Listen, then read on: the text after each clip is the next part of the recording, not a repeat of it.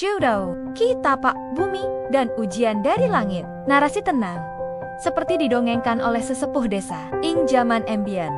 Nalika alas isi angker, lan lelembut ising langlang. Ana sawijining wong sepuh kang dikenal kanthi jeneng Ki Tapak Bumi. Di zaman dahulu, ketika hutan masih lebat dan makhluk halus belum malu-malu menampakkan diri, hiduplah seorang lelaki tua bijaksana bernama Ki Tapak Bumi.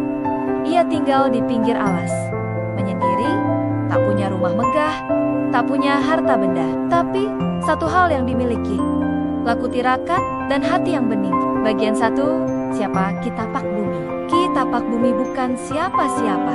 Ia bukan priai, bukan santri, bukan pendeta. Tapi setiap orang yang datang padanya merasa tenteram. Warga dusun percaya Ki Tapak Bumi bisa mendengar suara tanah, meraba rasa air, dan mengerti arah angin. Setiap hari, ia merawat alam, menyapa tumbuhan, dan mendoakan langit. Ia tak pernah meminta apa-apa, hanya menjalani hidup dengan syukur. Bagian 2 ujian dari langit. Suatu malam, datanglah badai besar. Angin kencang merobohkan pohon-pohon, petir menyambar tanpa ampun. Warga dusun panik, mereka mengungsi ke dataran tinggi. Tapi, Ki Tapak Bumi tetap duduk bersila di bawah pohon randu tua, tak bergeming. Seorang pemuda bertanya, "Mbah, kenapa tidak lari? Apa panjenengan tidak takut mati?" Ki Tapak Bumi hanya menjawab, "Kita boleh takut marang badai, tapi aja nganti lali marang sing ngirim badai. Badai datang bukan untuk menenggelamkan, tapi untuk menguji. Apa kita isi eling?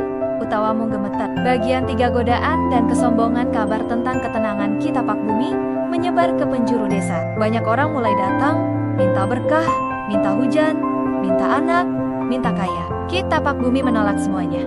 Ia berkata, "Aku dudu dukun, aku mung wong sing nyoba urip apik marang bumi." Tapi ada satu pemuda sombong yang tidak terima. Ia berkata, "Jika panjenengan sakti, tunjukkan, panggil hujan sekarang." Ki Tapak Bumi tersenyum. "Sakti iku ora kanggo pamer, ilmu iku kanggo murid, kudu ngalah-ngalahin."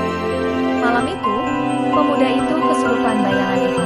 Ia menjerit, menangis, dan Ki Tapak Bumi hanya meneteskan air mata sambil berkata, "Sapa sing nantang langit, bakal diunduh wektun." Bagian 4 akhir. Kisah bertahun-tahun kemudian, badai mereda, desa tumbuh kembali.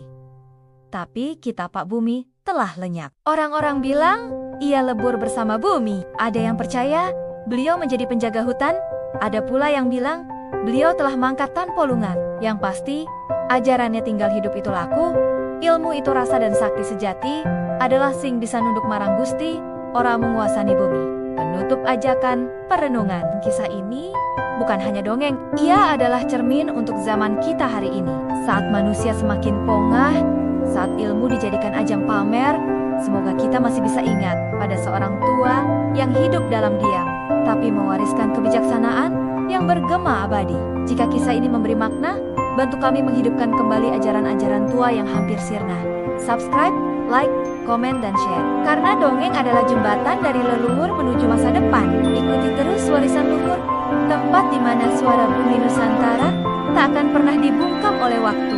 Dari leluhur untukmu, kita hidupkan yang nyaris terlupa.